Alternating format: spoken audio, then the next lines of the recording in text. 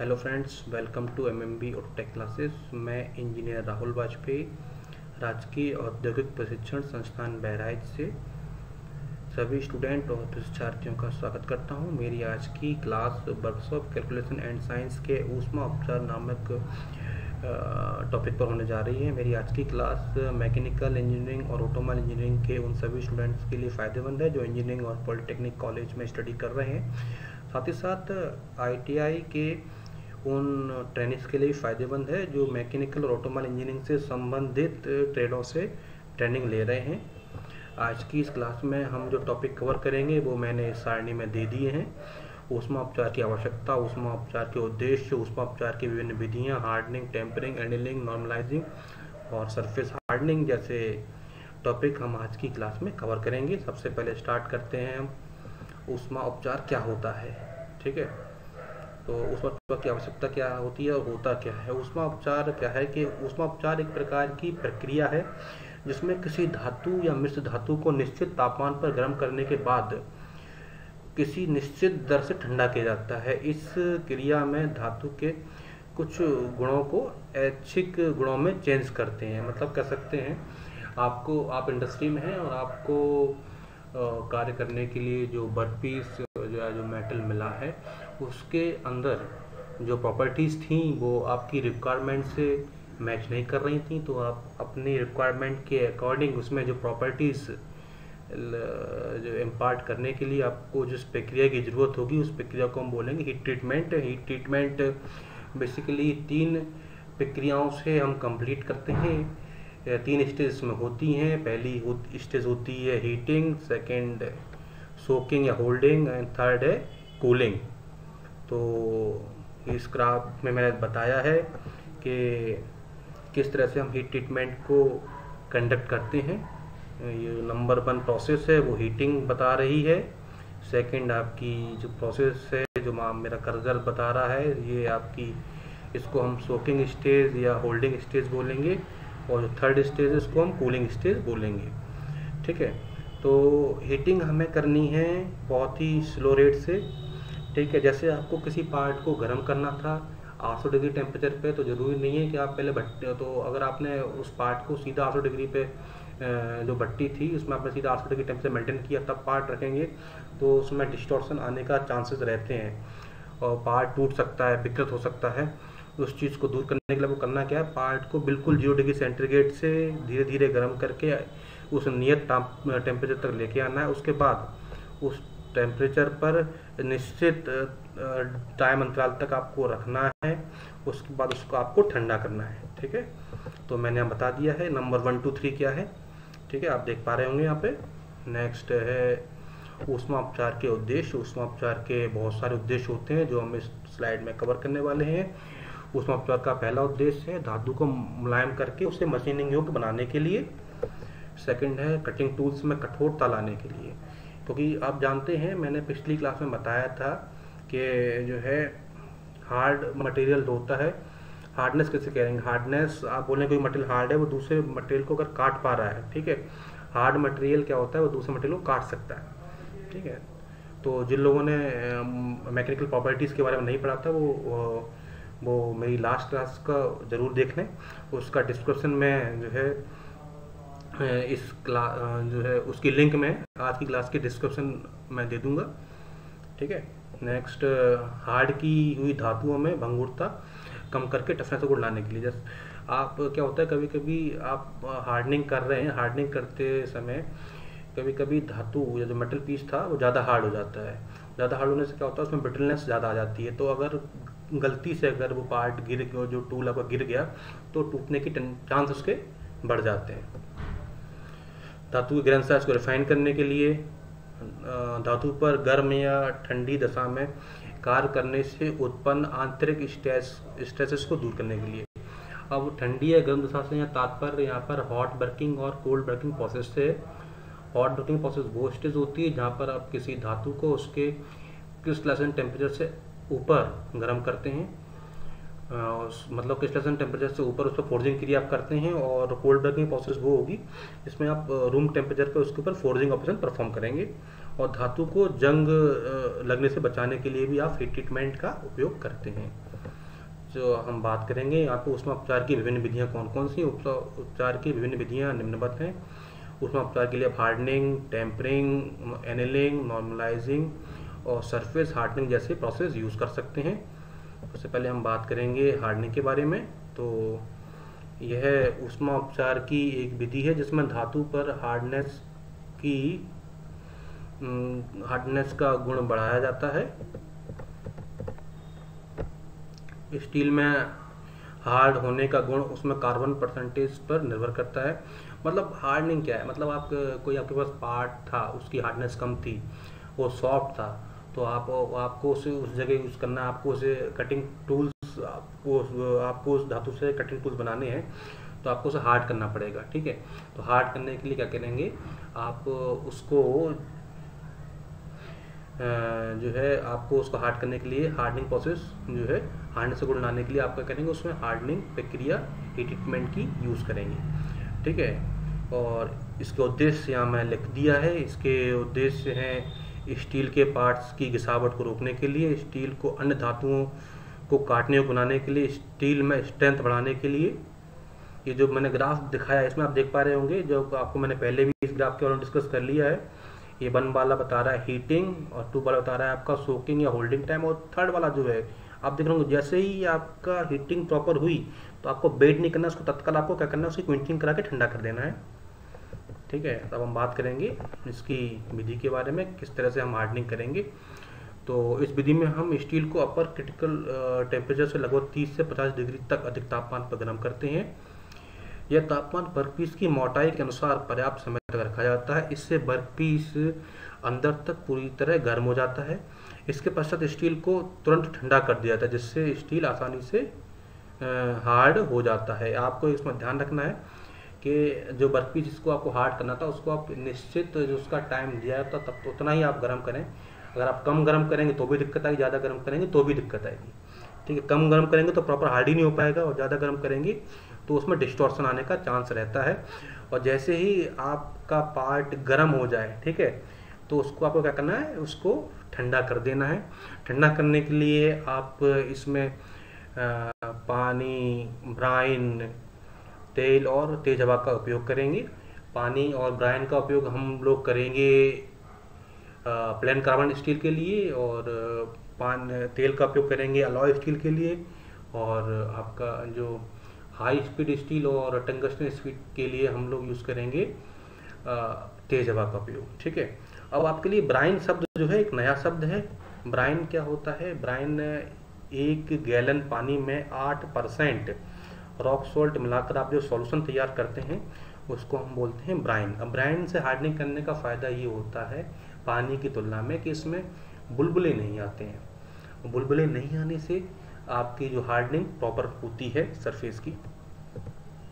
Next tampering क्या है कि कभी आप हार्डनिंग के थ्रू जब आप हार्डनिंग कर रहे हैं तो पार्ट ज़्यादा हार्ड हो जाता है। ज़्यादा हार्ड होने से क्या होता है, उसमें हार्डनेस ज़्यादा आ गई, हार्डनेस ज़्यादा होगी तो क्या होगा, उसकी ब्रिटलनेस भी बढ़ जाती है, और ब्रिटलनेस बढ़ गई तो क्या है, अगर पार्ट कहीं गिर गया आपके हाथ, ठीक है, खुदा ना खास्ता अगर पार्ट ज़मीन पर गिर जाता है तो वो टूट जाता है, उसका टूटने की टेंडेंसी बढ़ जाती है, चांसेस बढ़ जाते हैं, प्रोबेबिलिटी बढ़ जाती है। तो इस चीज़ को कम करने के लिए हम टेम्परिंग करते हैं।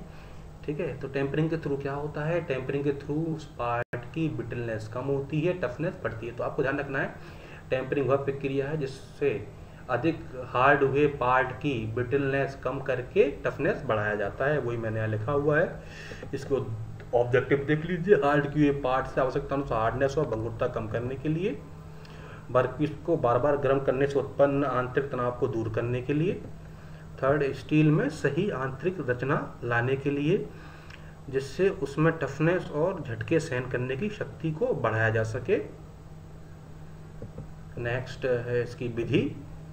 इस विधि में कार्यखंड को आपको करना क्या है, कार्यखंड को आपको अपर क्रिटिकल टेम्परेचर से लगभग 30 से 50 डिग्री टेम्परेचर अधिक गर्म करना है। ठीक है, और गर्म करने के बाद वर्कपीस को तुरंत पानी में कुछ निश्चित ऊंचाई तक ठंडा करना है। जैसे चीजल आदि कटिंग टूल्स को लगभग 12 से 13 मिलीमीटर लंबाई तक ठंडा किया जाता है।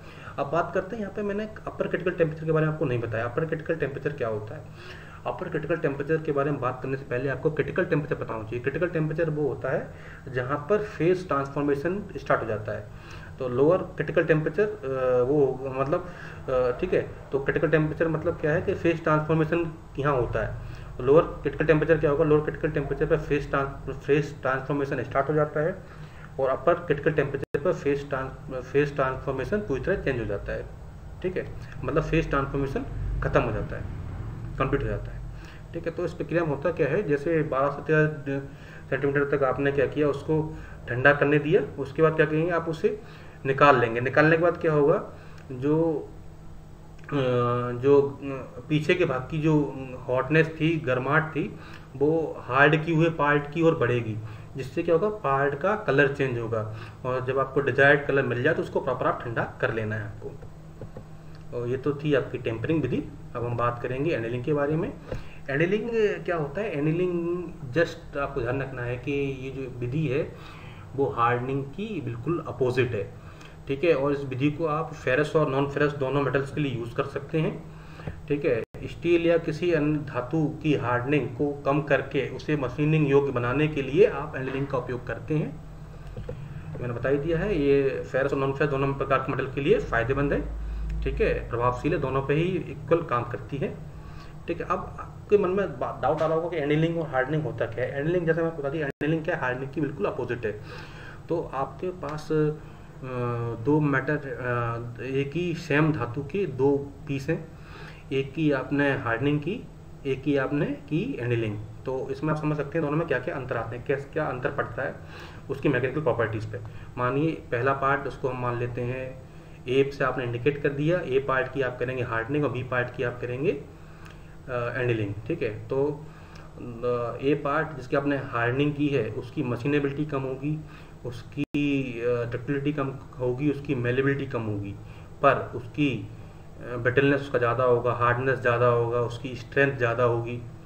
ठीक है, उसकी टफनेस ज़्यादा होगी। वहीं हम बात करें पार्ट बी जिसकी आपने एनीलिंग की थी, एनीलिंग की हुए पार्ट की मशीनेबिलिटी ज़्यादा होगी, उसकी जो है आपकी डक्टिलिटी ज़्यादा होगी, उसकी मेलेबिलिटी ज़्यादा होगी।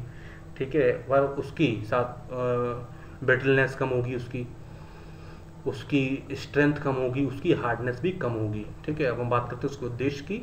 हार्ड स्टील या धातु को मशीनिंग योग्य मुलायम बनाने के लिए, स्टील या धातु में डक्टिलिटी बढ़ाने के लिए, ग्रेन साइज को रिफाइन करने के लिए, इलेक्ट्रिक और मैग्नेटिक गुणों का संशोधन करने के लिए, स्टील या धातु में उत्पन्न आंतरिक स्ट्रेस को दूर करने के लिए इसकी विधि। इसमें स्टील या अन्य धातु जिसकी एनीलिंग करनी है कि पार्ट को एनीलिंग तापमान तक गर्म करते हैं, यह तापमान वर्कपीस की मोटाई के अनुसार कुछ समय तक रखा जाता है। इसके बाद वर्कपीस को धीमी गति से ठंडा करते हैं। वर्कपीस को ठंडा करने के लिए या तो आप उसे भट्टी में ठंडा कर सकते हैं, ठीक है, या आप उसे भट्टी से निकालकर रेते चूने में गाड़ देते हैं और ठंडा होने देते हैं। ठीक है, मतलब इसको क्या है, इसकी जो भट्टी में आप ठंडा करें, चाहे रेत या चूने की राख में गाड़ कर ठंडा करें, तो उसमें क्या होगा, इसकी जो कूलिंग है बहुत स्लो होगी, और जितना वो देर से ठंडा होगा उतना ही वो क्या होगा, सॉफ्ट होगा, और जितना जल्दी ठंडा होगा उतना वो क्या होगा, हार्ड होगा। ठीक है, तो ये एक नोट लगाया है मैंने। ये क्या है कि 0.9 से कम कार्बन वाली स्टील की एनीलिंग करने के लिए आप तो उसका अपर क्रिटिकल टेम्परेचर से जो है करीब 30 से 50 डिग्री अधिक पर गर्म करेंगे, और 0.9 से अधिक वाली स्टील का और टूल स्टील का तापमान उसके लोअर क्रिटिकल टेम्परेचर से करीब 30 से 50 डिग्री अधिक रखकर कर सकते हैं। हम बात करेंगे नॉर्मलाइजिंग की। नॉर्मलाइजिंग भी जो है कुछ एनीलिंग की तरह ही होती है, बस अंतर इतना है कि एनालाइजिंग जो नॉर्मलाइजिंग प्रक्रिया है, इसको जब आप ठंडा करेंगे तो ठंडा करते समय क्या है, इसको आप जो है भट्टी से निकाल कर रूम टेम्परेचर पर या स्टडी एयर में इससे ठंडा करते हैं। दूसरी चीज़ क्या है, इसका जो हीटिंग टेम्परेचर थोड़ा ज़्यादा होता है। ठीक है, अपर क्रिटिकल टेम्परेचर से करीब 30 से 50 डिग्री सेंटीग्रेड ज़्यादा होता है in the case of steel.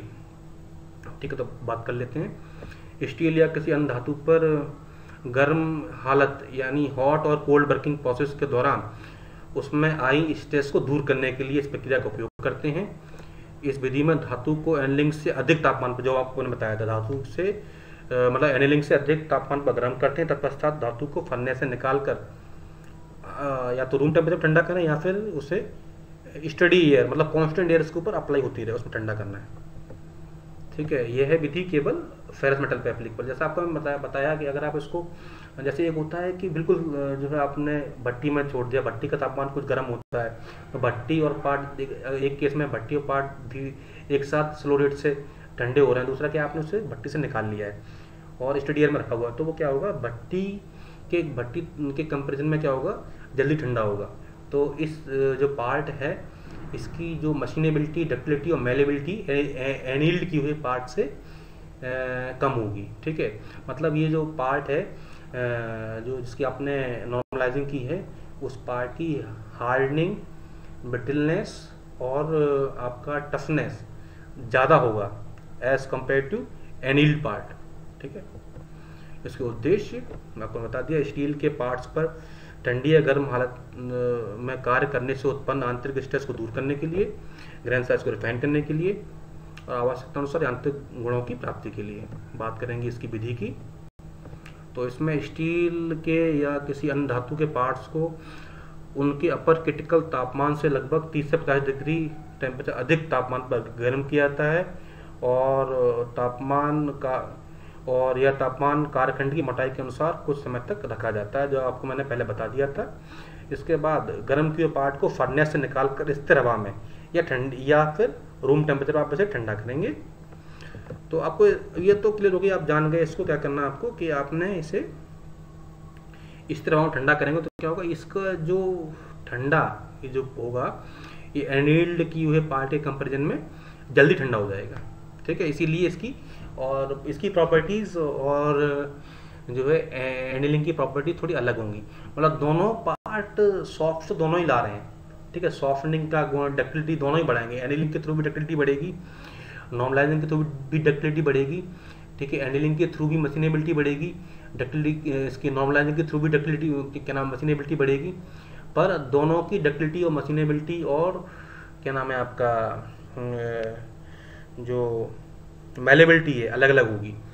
Annealing process में जो पार्ट होगा उसकी तीनों चीज़ें आपकी मशीनेबिलिटी, डक्टिलिटी और मेलेबिलिटी ज़्यादा होगी एज कम्पेयर टू नॉर्मलाइजिंग से किए हुए हीट ट्रीटमेंट किए हुए पार्ट की। चलिए आगे बढ़ते हैं। तो अच्छी सर्विस कंडीशन और लंबे जीवन काल के लिए सरफेस को हार्ड व घिसावट का प्रतिरोधी बनाने के लिए सरफेस हार्डनिंग की जाती है, जिससे कोर टफ और झटकों को सहन करने वाला बन जाता है। सरफेस हार्डनिंग हेतु निम्नलिखित विधियों का प्रयोग किया जाता है। Number 1 case hardening, number 2 nitriding, number 3 flame hardening, number 4 induction hardening. हम बात करेंगे सबसे पहले केज हार्डनिंग की। केज हार्डनिंग वो प्रक्रिया जिसमें लो कार्बन स्टील अर्थात माइल्ड स्टील को हार्ड नहीं किया जाता है, क्योंकि उसमें कार्बन कंटेंट बहुत कम होता है। परंतु माइल्ड स्टील के पार्ट्स की सरफेस को घिसने से बचाने के लिए एक प्रक्रिया की जाती है जिससे उसकी केज हार्डनिंग, जिसे केज हार्डनिंग कहते हैं।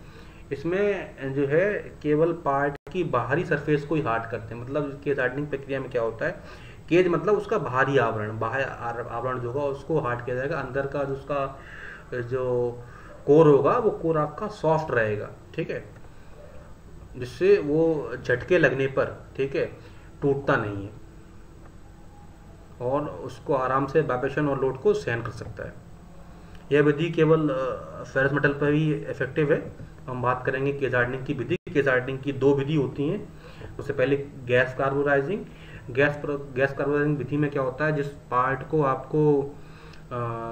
आपको कार्बोराइजिंग करनी है उसको आप क्या करेंगे, उसे जो है एक फर्नेस में गर्म करेंगे, जिसमें फर्नेस में कार्बनिक गैस, अमूमन क्या होता है कार्बन मोनोऑक्साइड गैस को रखा जाता है।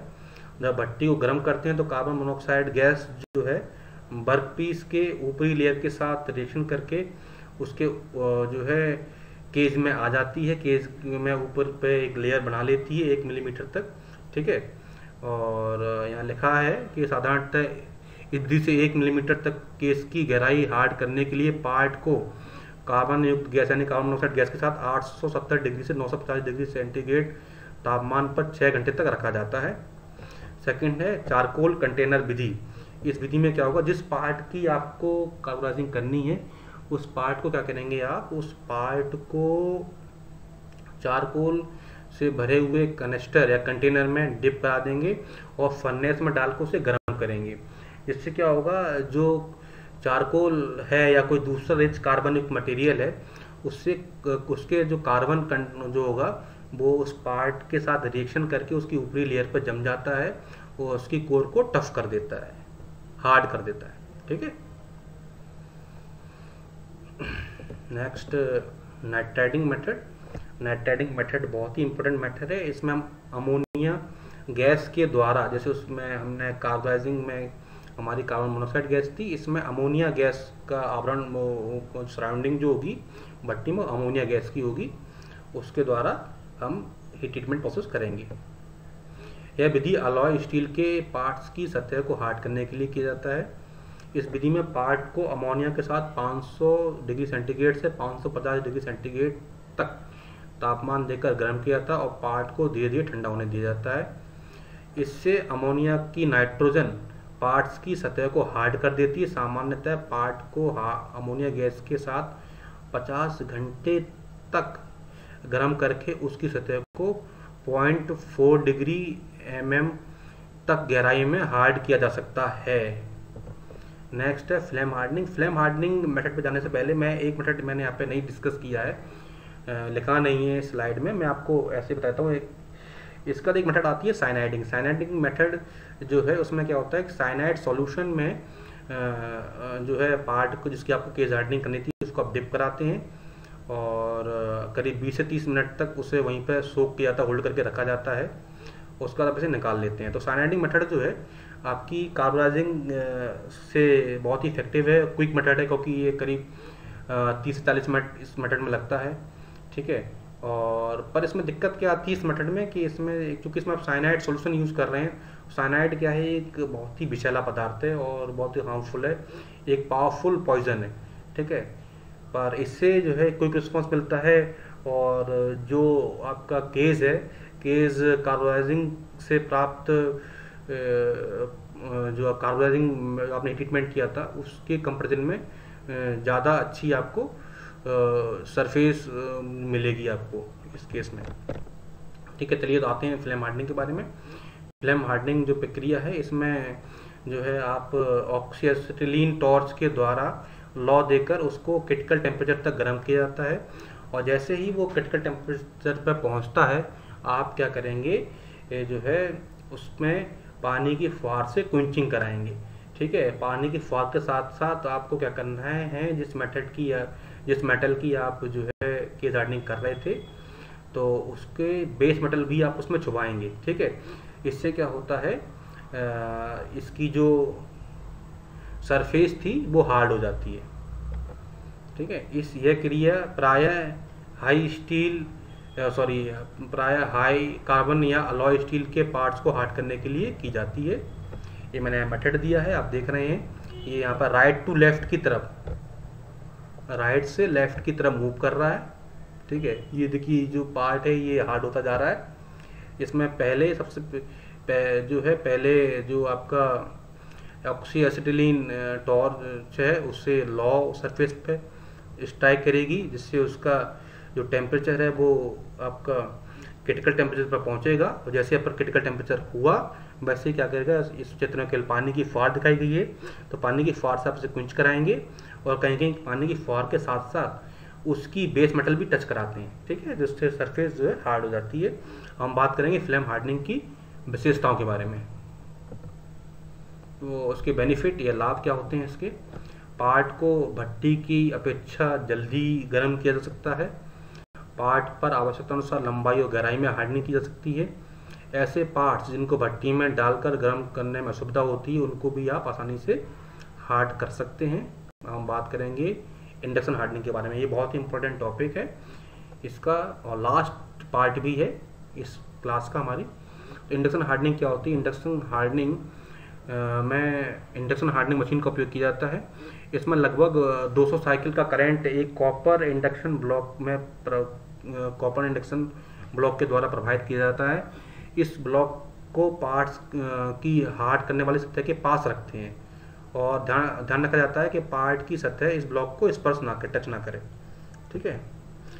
अब अलॉय स्टील की हार्डनिंग करने के लिए तापमान करीब 790 डिग्री सेंटीग्रेड से 800 डिग्री सेंटीग्रेड तक रखा जाता है और 0.5% कार्बन स्टील वाली स्टील के लिए तापमान करीब 750 डिग्री सेंटीग्रेड से 760 डिग्री सेंटीग्रेड रखा जाता है। इसके बाद पार्ट को गर्म किए हुए स्थान को पानी के फुहारों के साथ द्वारा ठंडा किया जाता है।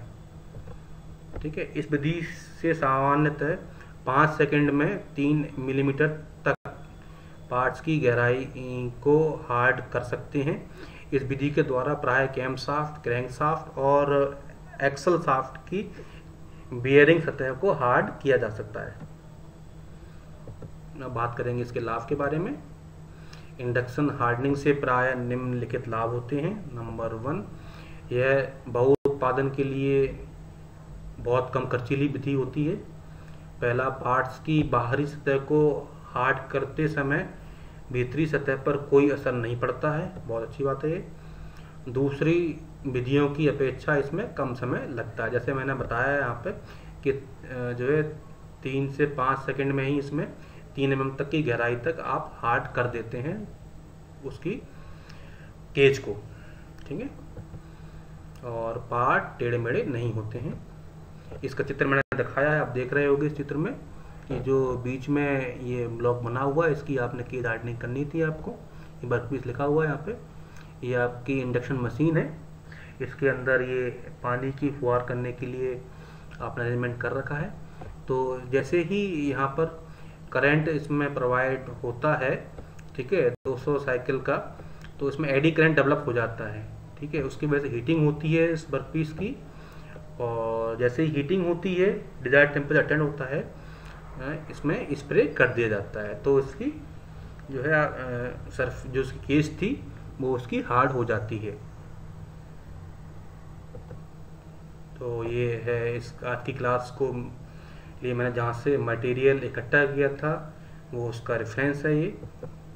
धन्यवाद दोस्तों, आज की क्लास में आखिर तक बने रहने के लिए आपका बहुत बहुत धन्यवाद। और अगर आपको मेरी आज की क्लास अच्छी लगी हो तो आप मेरे आज के वीडियो को लाइक करें और अपने दोस्तों में भी शेयर करें। ठीक है, जिससे वो भी इस क्लास का लाभ उठा सकें। Thank you very much. आपका दिन शुभ हो। धन्यवाद।